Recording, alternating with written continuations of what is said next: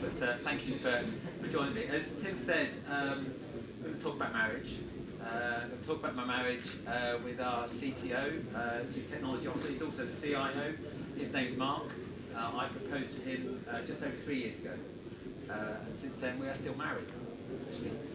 And this is our story about being married, what we've been through. There's 4 parts of the story I'm going to share briefly with you. Please feel free to interrupt and ask any questions about it as we go through. We'll talk about data being our marital language, and we'll talk about digital being our marital home. But I'm particularly emphasised around what it's been like living together and what we've done about living together. Because I think there's an issue that has come up before, and I'm just going to share our experiences around that. And then I'll finish off by talking about our first child as a result of this marriage, just as a next sort of stage in looking to the future.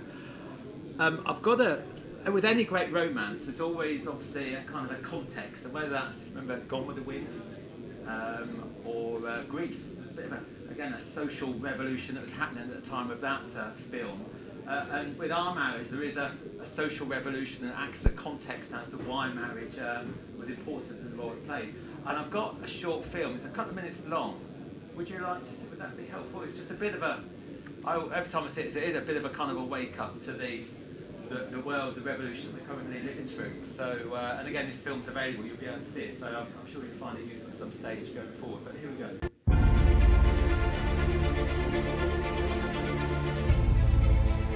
Once upon a time, business as usual was often good enough. No more. Where we are going, good enough is dead. In a world where everything is connected, where everything is equally excellent, where performance is reaching perfection, there's only one space left to innovate in: you. Right now, you are a central point in the raging tornado of change fueled by digitization, mobilization, augmentation, disintermediation, automation. Well, the list goes on. Science fiction is becoming science fact. Think about self-driving cars or computers that can learn and think. The way we work will never be the same. The skills we need will be dramatically different. Winning or losing are now happening faster than ever before. So what's your response? How will you discover new opportunities in one of the most transformational times in human history? Are you driving change, or are you being driven by it? Disruption has become the new normal. With change, it's always gradually, then suddenly, well, things really have stopped happening gradually. This change is exponential. Everything that used to be dumb and disconnected is now wired and intelligent. Cars, cities, ports, farms, even our bodies will be wired with sensors and will talk to each other. These game changers are also combinatorial. They amplify each other, creating a perfect storm of change. Quantum computing fuels big data. The Internet of Things fuels artificial intelligence and deep learning, which fuels robotics. However, anything that cannot be digitized or automated will become extremely valuable. Human-only traits such as creativity, imagination, intuition, emotion, and ethics will be even more important in the future, because machines are very good at simulating, but not at being. Yes, robots and software will do some of our work, but this will allow us to focus on things that cannot be automated. To imagine change squared, you've got to start engaging more with what might be, not just with what is. Immerse yourself in the immediate future, 5 to 7 years out from today. We need to go beyond technology and data to reach human insights and wisdom. Technology represents the how of change, but humans represent the why. The future is about holistic business model.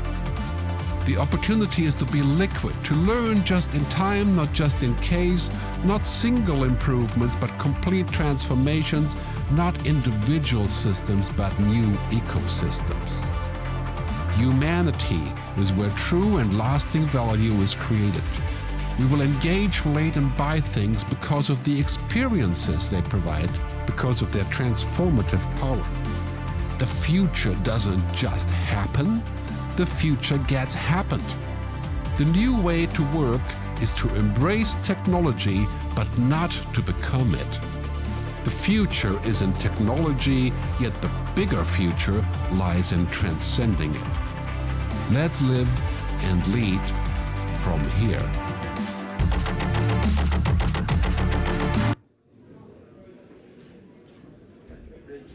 That's the context, and the reason that I play that, I share it internally quite a lot really as a bit of in terms of the context, is it brings out, in the same way that marriage does, the human element and the role of the human element, because there is so much talk around sort of data and technology, all these other things, but actually the human element is what's going to, in my view, sort of make the difference, and hence the reference around marriage.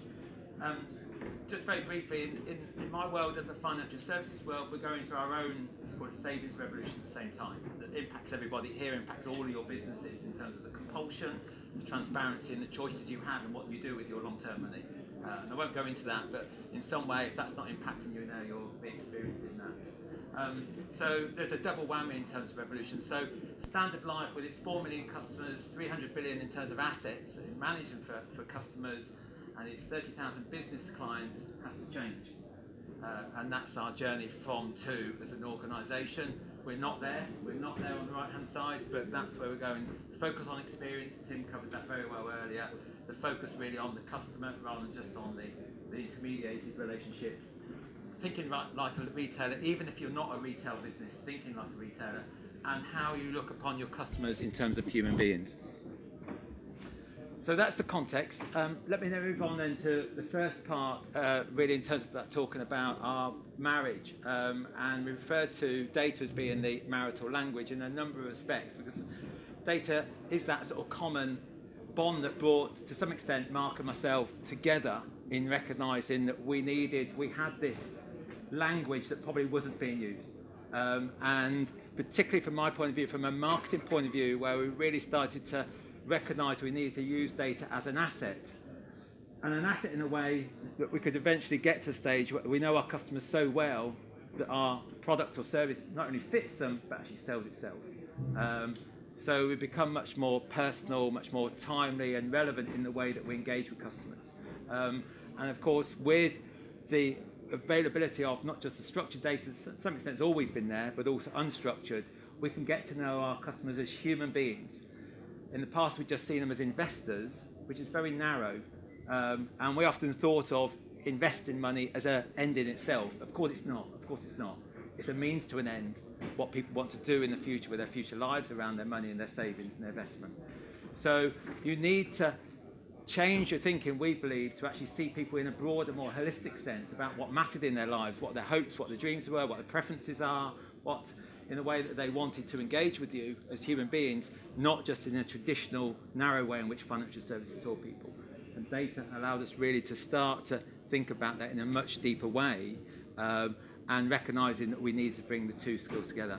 But it's beyond actually marketing in terms of the use of data and the analytical capability that we've started to develop. It's also how you build that to make it enterprise-wide.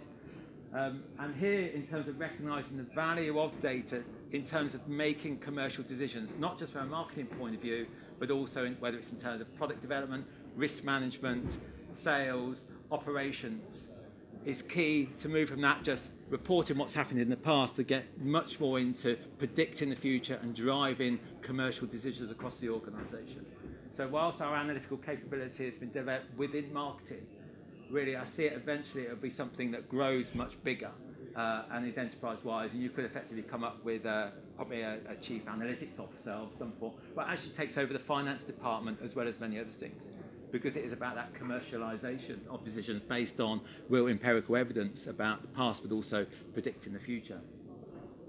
There's one other aspect of this, and from our experience, it was quite key in terms of how we work together. And this is really a great example where you're blending the skills of marketing and technology. And that's, you can get very easily, as you probably do yourselves, suffocated by the volume of data that's available. And how do you bring out those actionable insights that you can then empower teams to make decisions on?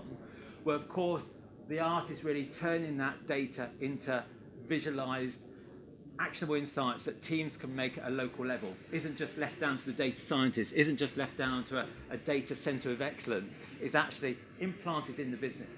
Visualization, in our case, we work with a company called Tableau.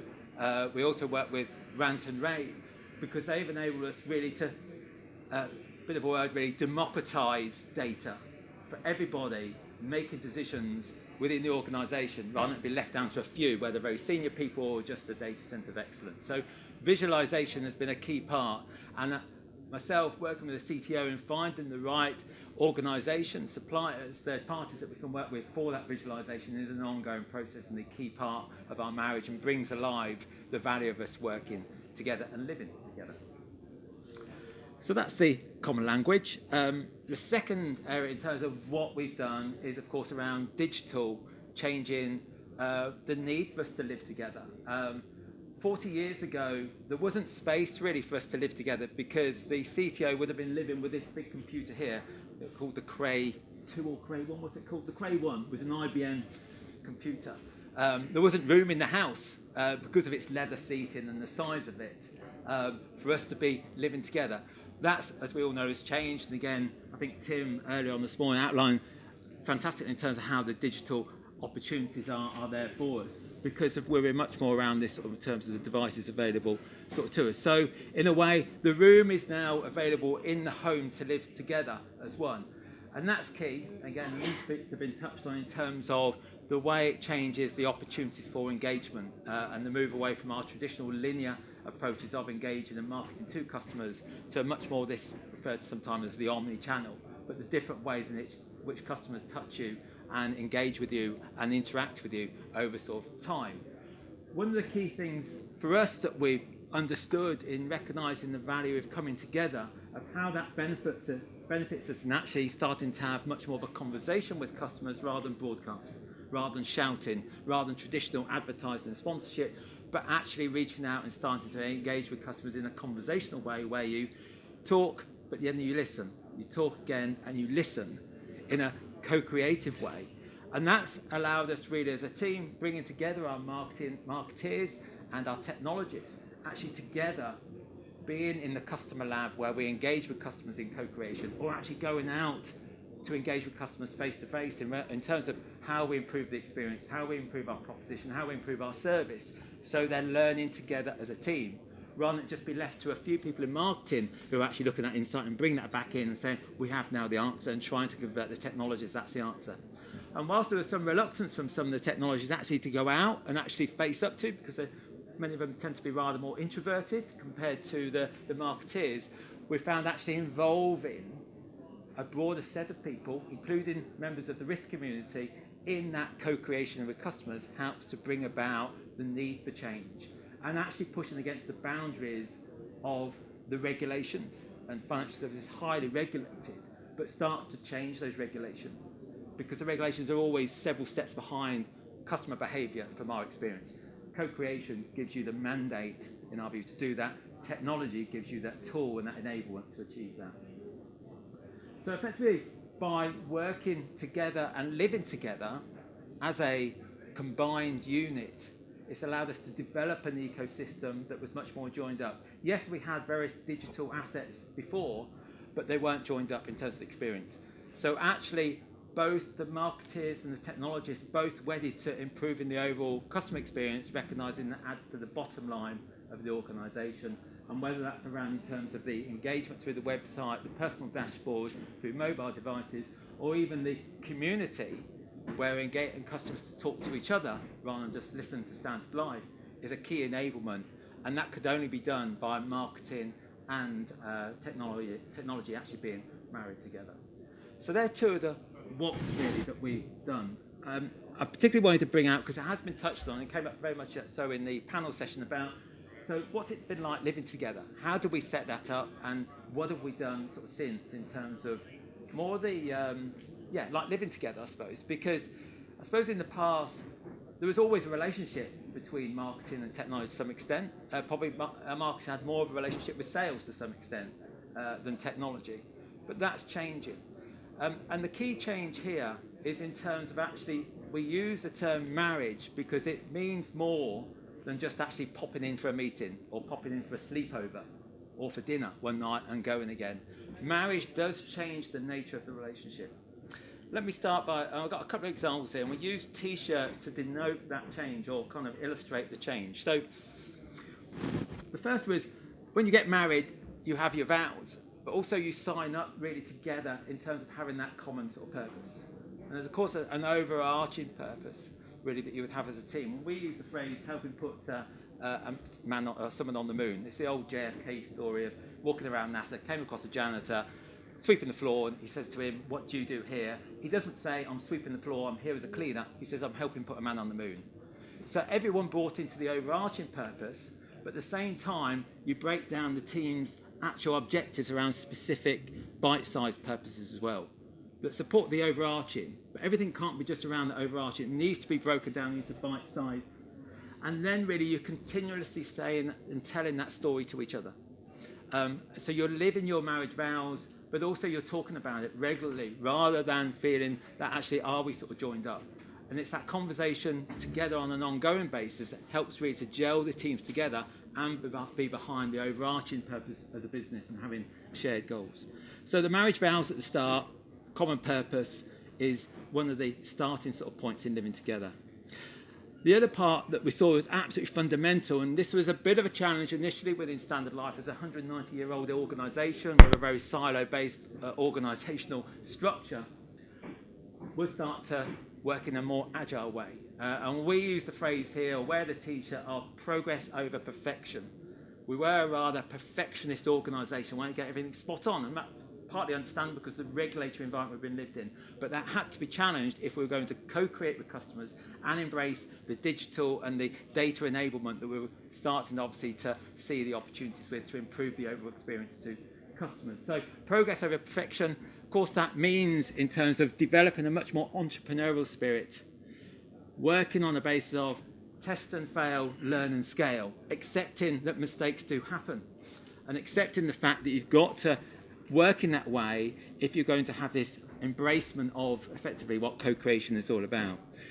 It also starts to bring together, in the past maybe you'd had the strategy done, then once the strategy done, particularly by the more senior people, they'd pass it down to the actual doing or the making. We've brought that together. Rather than actually being seen as kind of a linear approach, the thinking and the making happens together.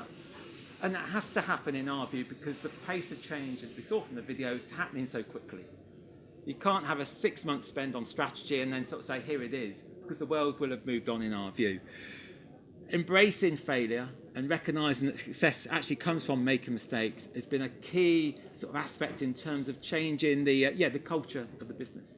And that's not completely universal at this sort of stage, but in terms of the teams we set up really to embrace this, very much starting to build that into the way that they work. So agility is a key enabler. Agility only really comes alive, and this word's come up a bit really, is around marriage collaboration. And that's why we use this phrase of marriage, because it means no longer just a sleepover or going round to a dinner, it means starting to live together. And that means actually cross-functional, co-located teams talking the same language and with the same sort of common purpose. And we adopted back sort of 3 years ago for some of our teams the Spotify operating model. If you Google Spotify operating model, they openly share the way they've set their teams around squads and tribes, and how then it links back is relevant into their functional disciplines that they call chapters, and then interest groups called guilds.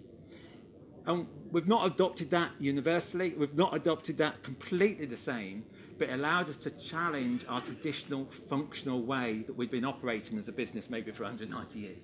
And start to have a much more flexible way in which we work. So we developed communities based on squads and tribes that respected the differences around the table rather than just the marketers sitting around the table together on their own and then meeting every so often in the same meeting room with the technologists and the risk people and the operations people.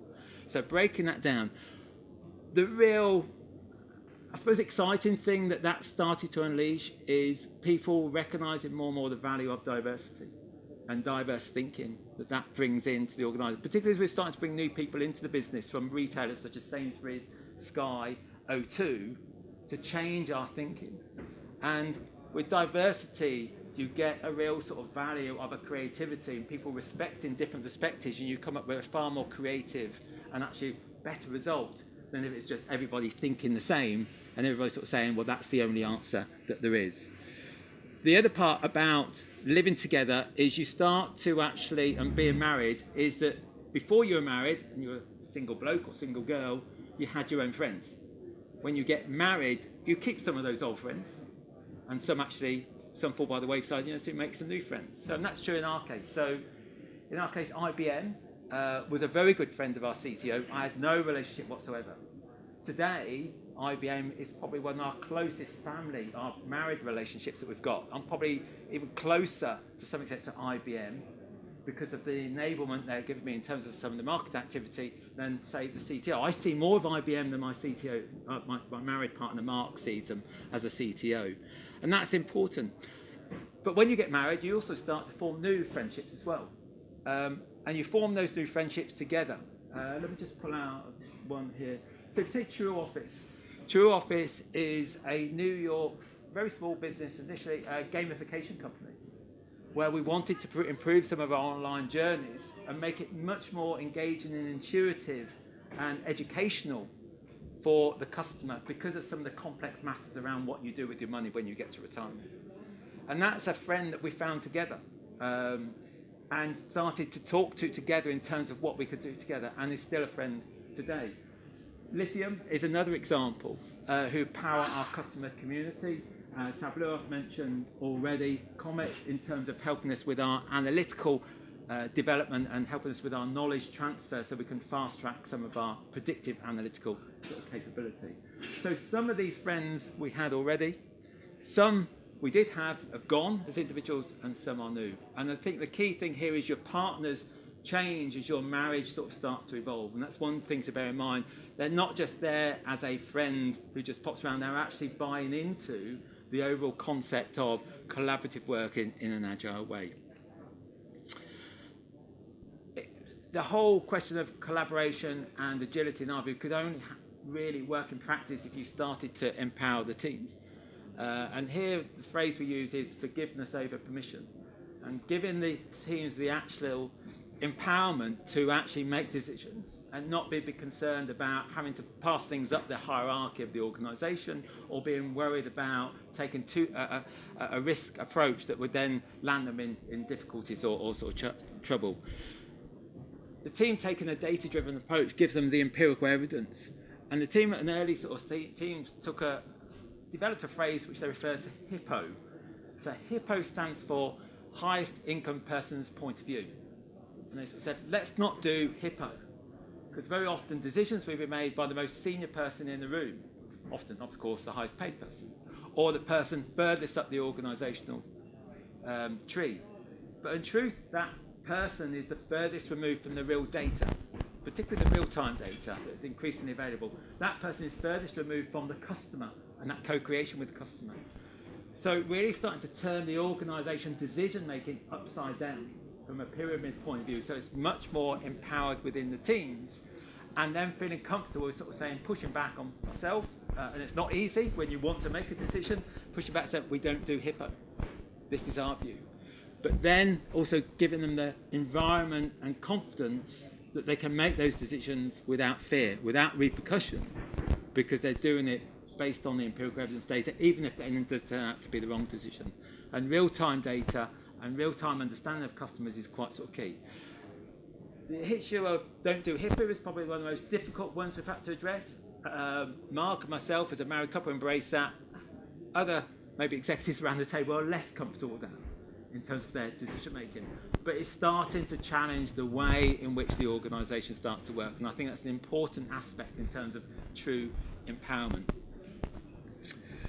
Of course, you've got to have metrics, but what it's allowed us to do is, instead of the metrics just being focused on, from our point of view, how much money is coming in, how much money do we save, and how much is leaving, in terms of customers' savings that they have with us, we've broadened out in terms of the metrics, not just being in a narrow way, much broader. And you'll be familiar with these type of metrics in terms of the whole sort of funnel. but the importance of those metrics are understood not just from a marketeer or a sales point of view, or even a product point of view, but understood by the teams in risk, but also technologists as well at the same time. And we all understand that's what's sitting behind what we're trying to drive in the different respects. What this change of approach has required is a different style of leadership. And some of it is uncomfortable, I must say, for myself and for Mark, the CTO, in terms of embracing. I suppose we've taken that step of actually starting the ball rolling, and once you get the teams working in this sort of way, you have to embrace it. As soon as you start to put the brakes on it, then the organisation and teams and individuals revert back to the habits that they've been working in traditionally, and that can happen. It can happen so easily, and we've seen it where actually people feel comfortable in the way that they've been operating, in the way that they've been addressing things, but of course carrying on the way that you're doing things, and that's caused the problems of the past, won't solve the problems of the future. So our ability to create the environment and then allowing the teams that capacity and that sort of scope to work in that environment and thrive has been underpinning, really, that's allowed us to make progress over the last 3 years as a married couple. The fourth thing I just wanted to share then, in terms of really what that's manifested itself in terms of our referred to as our first child. Of course, we had children that came with us in terms of our respective sort of teams, so we brought together and sit together and co-locate and all those sort of things. But it's allowed us, particularly the element around diversity and technology combined, to bring out a level of innovation that we didn't have before. So the example that I've got really is we formed just over a year ago a startup business within Standard Life called 56 Degrees. 56 Degrees is just where Edinburgh is on the latitude, so it's nothing more special than that really. But basically why it was formed is through the use of through the use of technology and automating more of our communications that we're issuing out to customers, particularly through workplace schemes. We were freeing up people's time because more and more of it was being technology enabled. The easy thing would have been to therefore reduce my headcount within the marketing communications area responsible for this. But at the same time, the team identified with some of our larger employer clients like BT, Heineken, National Grid, Deloitte, that they were asking for a more bespoke creative communication service that we were not providing. And these large employers would say, we're prepared to pay a fee for a more bespoke creative communication service. So we had the people who could deliver that, who were freed up, we had the demand, and we monetized that. And that gave rise to us developing engaging communications that large employers were prepared to pay for, and therefore given rise to a completely new revenue stream for Standard Life.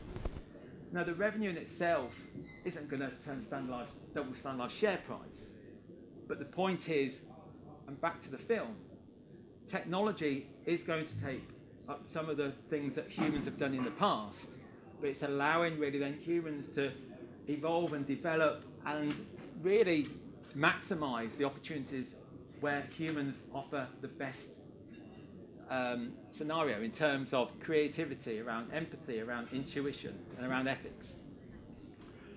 So we formed a startup business just over 12 months ago when, in fact, we ran it for 3 months and it started generating income from these large employers. Before then, I did an internal launch event on the 1st of June last year, invited along my fellow executives, including the CEO. He didn't know, and we announced there and then that we were forming 56 Degrees. And it had already been generating a certain level of revenue. So a kind of forgiveness before permission approach. Fortunately, he accepted it, so I'm still here.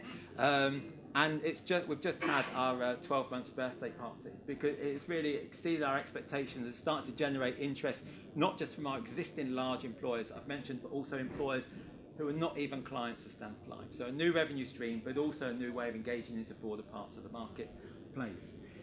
It needed to be a startup, albeit that the team sits within my marketing area. It's got its own particular area it sits within, because it needed a particular client focus about what it was doing. It was generating a new form of revenue. It had to work in an agile way that if I put it under the traditional approach of Standard Life's governance around steering committees and working groups and the normal audit approach that applies to any new business venture within Standard Life, it would have been suffocated at the start. So I had to really kick it off and start it without that traditional treacle that you would get in a very established business. And then the team really started to evolve its culture. And they were not doing that in a secret way. They were very open about the way that they worked in terms of flexible working, in terms of encouraging the diversity, in terms of challenging some of the employment policies, the company policies that we had around dress code, around whether you could bring plants into the office and whether you could have table football there as part of actually what's available so people can take a break whenever they want to. And that then has an influence across other parts of the organisation as well. So it is a startup enterprise, it has a board, it has a P&L, but it's still very much part of Standard Life that's influencing sort of change across the rest of the business. So in short, that's our little story around our marriage, what we've done so far, how we've lived together, and our first child. And Mark and I are still married. We still sit very next door to each other. So next door, we're in the same, I put them around the same desk together. And without each other, it couldn't have thrived. We wouldn't have been able to deliver the experience to customers that we've improved over the last couple of years. We wouldn't have been able to deliver the bottom line. And it started to change the skill sets and also break down the traditional processes that have needed to evolve within Standard Life. Thank you.